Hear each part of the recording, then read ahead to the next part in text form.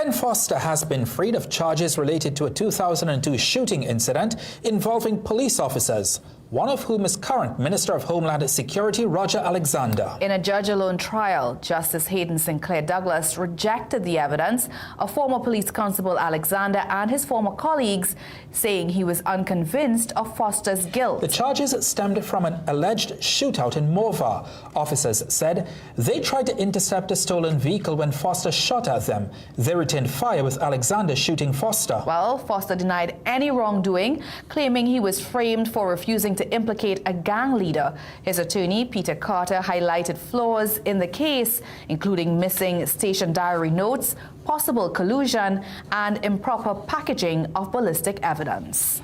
Ken Foster, a resident of Charford Court in Port of Spain, was acquitted of several serious charges stemming from an incident on April 3, 2002, in which he was accused of shooting at police officers, including Roger Alexander, who is now the Minister of Homeland Security but was then a police constable. Foster faced charges of shooting with intent to cause grievous bodily harm to Alexander and 3 other officers, as well as illegal possession of a firearm and ammunition. According to the prosecution, Alexander and his colleagues were on patrol in Morvant responding to a stolen vehicle report. They claimed they pursued a vehicle matching the description and that Foster, seated in the front passenger seat, fired at them during the chase and again when the car stopped. Alexander reportedly returned fire, injuring Foster. Foster did not testify at his trial, but his defense, led by attorney Peter Carter, argued that Foster was framed after refusing to identify reputed gang leader Cohen Fresh Phillip as a passenger in the car.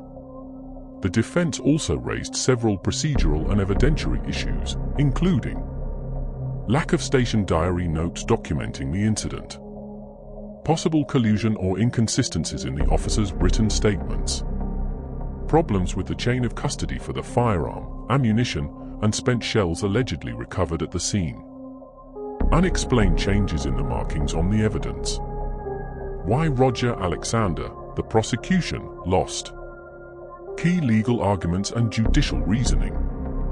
Standard of proof not met. Justice Hayden Sinclair Douglas ruled that the prosecution failed to prove its case beyond a reasonable doubt.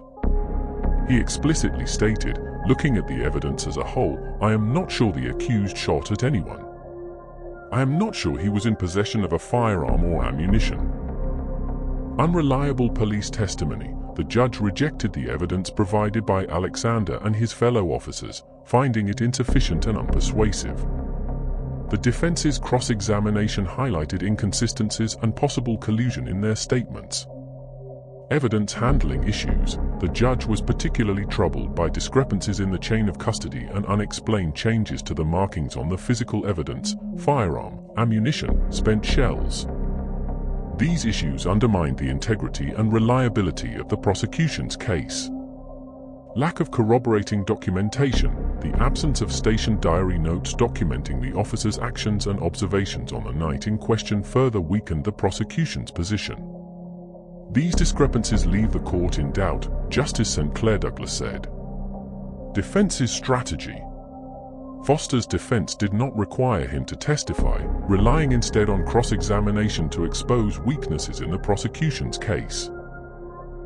The defense suggested a possible motive for the officers to frame Foster, namely his refusal to implicate a reputed gang leader. Broader implications. This outcome reflects the high standard required for criminal convictions, proof beyond a reasonable doubt, and the importance of proper evidence handling and credible testimony. The judge's decision demonstrates that even high-profile complainants, such as a government minister and former senior police officer, are subject to this rigorous standard. Roger Alexander, in response to the verdict, accepted the court's decision and emphasized respect for judicial independence, though he maintained his account of the events. In conclusion, the prosecution's inability to present a consistent, credible, and properly documented case led to Ken Foster's acquittal. The judge's ruling underscores the necessity for law enforcement to maintain rigorous standards in evidence collection and documentation to secure convictions in serious criminal matters. The recent acquittal of Ken Foster on multiple serious charges reveals a deeply troubling reality about the conduct of then police officer Roger Alexander, now the Minister of Homeland Security. The court's findings shatter the illusion of integrity that the public is often urged to accept without question. How can we trust a man whose testimony in a life-altering criminal case was dismissed by a judge as unreliable and insufficient? This was not a minor lapse. The evidence presented under Alexander's leadership was riddled with inconsistencies, mishandled physical items, and crucial gaps in official documentation. When a man's freedom hangs in the balance, we expect more than shaky stories and missing records. We expect truth.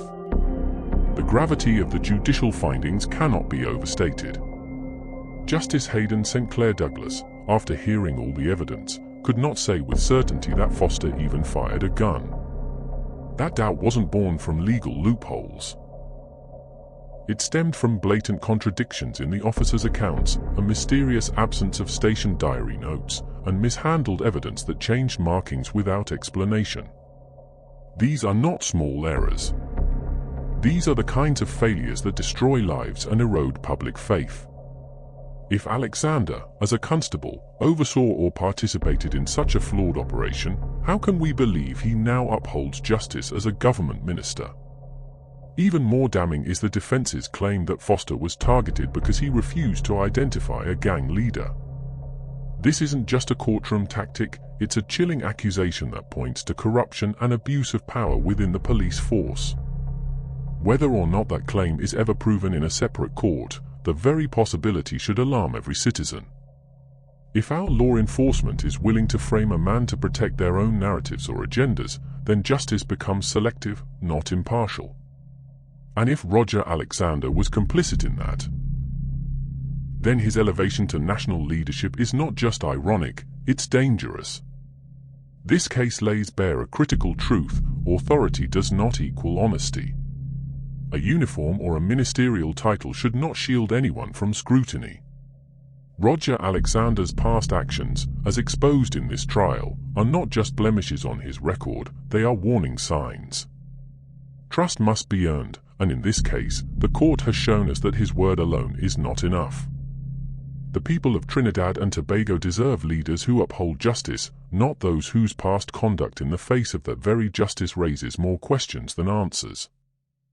Ken Foster has been freed of charges related to a 2002 shooting incident involving police officers, one of whom is current Minister of Homeland Security Roger Alexander. In a judge-alone trial, Justice Hayden St. Clair Douglas rejected the evidence of former police constable Alexander and his former colleagues, saying he was unconvinced of Foster's guilt. The charges stemmed from an alleged shootout in Morva. Officers said they tried to intercept a stolen vehicle when Foster shot at them. They returned fire with Alexander shooting Foster. Well, Foster denied any wrongdoing, claiming he was framed for refusing to implicate a gang leader. His attorney, Peter Carter, highlighted flaws in the case, including missing station diary notes, possible collusion, and improper packaging of ballistic evidence.